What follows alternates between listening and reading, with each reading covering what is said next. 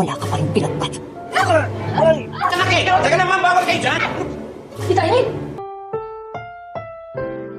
Ang susunod na programa ay rated PG.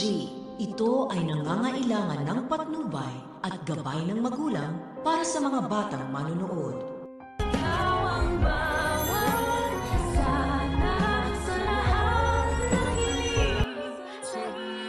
Naiintindihan ko na kung bakit nagawa mong lahat ng to.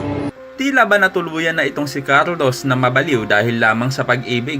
Pero dahil lamang ba sa pag-ibig? O baka naman gusto niya lang matakasan ang kanyang krimeng ginawa? Hindi na nga matutuloy ang paglabas ng bansa nila Carlos at Lynette dahil nga itong si Lynette ay nabuko na ang kanyang asawa. Yun nga lang, kasalukuyang bihag ni Carlos si Lynette at nagtatago nga sila sa lahat ng mga nakakakilala sa kanila. Kawawa naman talaga itong si Lynette dahil katatapos nga lang nitong ma-hostage ni Lotus ay hostage na naman. Ano to? Only hostage? Pero wag ka, makakaisip ng paraan itong si Lynette upang kalagan siya ng kanyang asawa. Dahil maiisipan ni Lynette na mas maganda siguro kung uutuin niya si Carlos at magkunwari siyang nauunawaan niya ang ginawa ni Carlos dito kay Irene. At naiintindihan din umano ni Lynette ang pinagdadaanan ni Carlos ngayon. At kunwari nga ay tatanggapin ni Lynette ang inabot sa kanyang sandwich nitong si Carlos. Pero ang totoo nito ay hindi ang tinapay ang gusto niya talagang makuha, kundi ang pinaglalagyan nito na plato. At ito'y bigla-biglaan na lamang na ipupukpok ni Lynette sa ulo ni Carlos. Aba-aba, sabi nga ng mga viewers sa live kanina,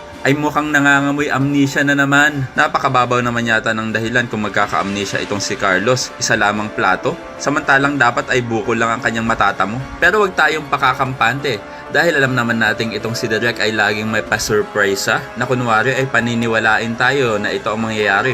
Pero hindi naman pala. Anyway, sa pangalawang pagkakataon nga ay tatakasan ni Lynette ang kanyang asawa. Sana naman ay hindi na siya mapigilan pa ni Carlos at tuluyan na nga siyang makapagsumbong sa mga otoridad. Kaya naman kung isa ka rin sa mga umaasang maligtas si Lynette sa kamay ni Carlos ay pakilike ang video na ito and don't forget to subscribe.